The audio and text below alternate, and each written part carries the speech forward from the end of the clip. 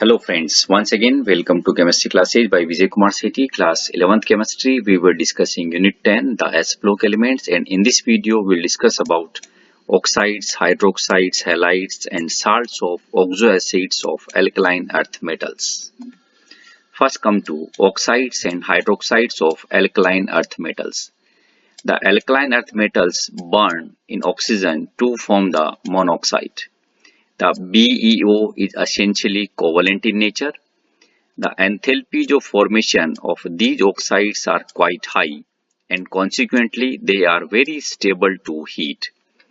BeO is amphoteric while oxides of other elements are ionic in nature.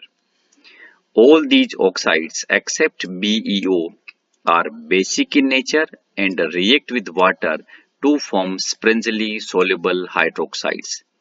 MO, that is alkaline earth metal oxide, when react with the water, this will form hydroxide, MOH twice.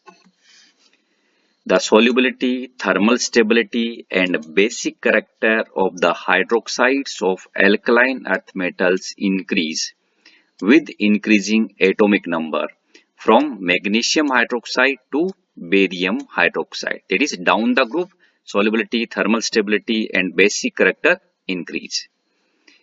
The alkaline earth metal hydroxides are however less basic and less stable than alkali metal hydroxides. Beryllium hydroxide is amphoteric in nature as it reacts with acid and alkali both. This represents the reaction of beryllium hydroxide with acid, BeOH twice plus HCl plus H2O, and this will give BeH2O4Cl2. And when this beryllium hydroxide reacts with the alkali, that is alkali gives OH minus ion, and this will form berylate ion BeOH4 2 negative. Now, halides of alkaline earth metals. Except for beryllium halides, all other halides of alkaline earth metals are ionic in nature. Beryllium halides are essentially covalent and soluble in organic solvents. Beryllium chloride has a chain structure in the solid state like this. Okay, in this chlorine will act as a bridge. Okay, bridge between two beryllium, this one. In the vapor phase, BeCl2 tends to form a chloro-bridge dimer. Dimer means two molecules of BeCl2 will combine and form one molecule, that is dimer. This one. Okay.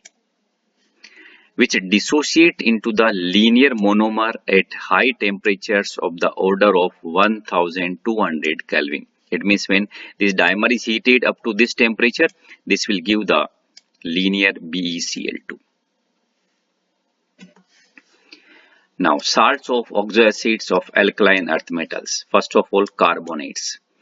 Carbonates of alkaline earth metals are insoluble in water. These can be obtained as a precipitate by addition of sodium or ammonium carbonate solution to a solution of a soluble salt of these metals. For example, if we take this BaCl2, barium chloride, this is the soluble salt of barium, and when we add Na2CO3 aqua solution to this, we will get the precipitate of barium carbonate, okay, along with NaCl. The solubility of carbonates in water decreases as the atomic number of the metal ion increases. That is, down the group, solubility of carbonates decreases. All the carbonates decompose on heating to give carbon dioxide and the oxide. Beryllium carbonate is unstable and can be kept only in the atmosphere of carbon dioxide.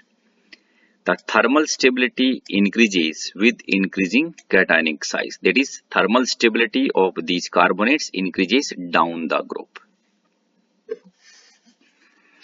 Sulfates.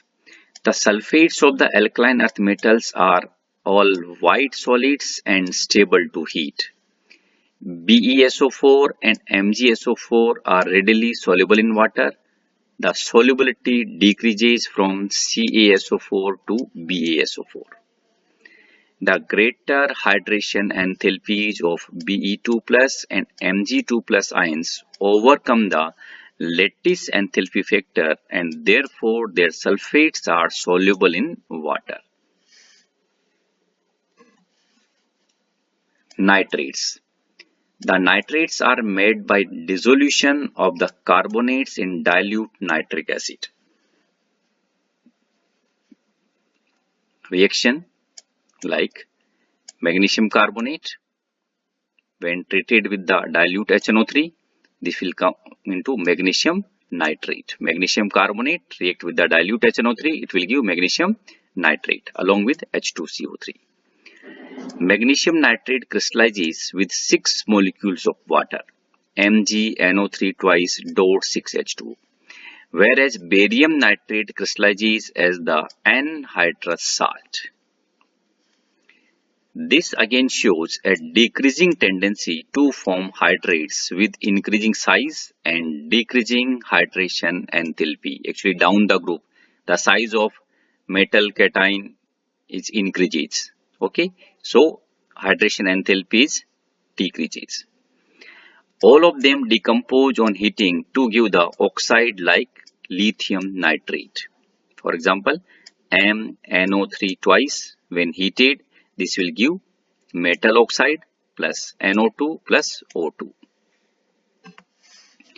Now there is one question, problem 10.4. Why does the solubility of alkaline earth metal hydroxides in water increase down the group? Dear student, to decide the solubility, we have to consider the two factors, lattice enthalpy and hydration enthalpy. Okay, if hydration enthalpy is more compared to the lattice enthalpy, that salt will soluble.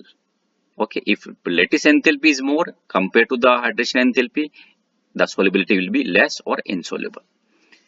Now, answer of this question. Among alkaline earth metal hydroxides, the anion being common, hydroxide is common, the cationic radius will influence the lattice enthalpy. Clear?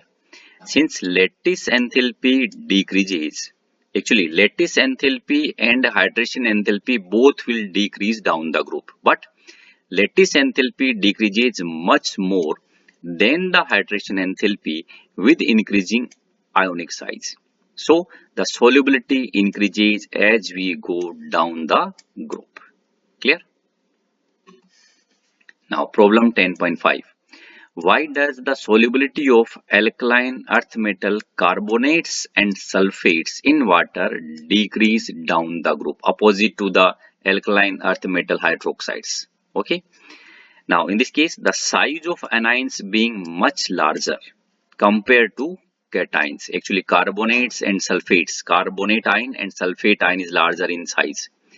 The lattice enthalpy will remain almost constant within a particular group. Since the hydration enthalpies decrease down the group, solubility will decrease as found for alkaline earth metal carbonates and sulfates. Clear? Thank you.